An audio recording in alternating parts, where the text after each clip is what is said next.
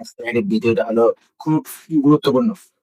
ইন্ডিয়ার যতগুলা ব্যাটসম্যান আছে আরকি, কে কত রান করলো, কোন বলারে কত উইকেট নিল, অলরাউন্ডার গুলাতে কত রান করলো, সাথে কত উইকেট নিল। আজকে এই ভিডিওতে আরকি বিস্তারিত জানাবো। তো তোমরা ভিডিওটা দেখো। অভিষেক শর্মা একাই ৩১৪ রান করেছে। তিলক বর্মা করেছে ২১৩ রান। সঞ্জু স্যামসন করেছেন ১৩২ রান।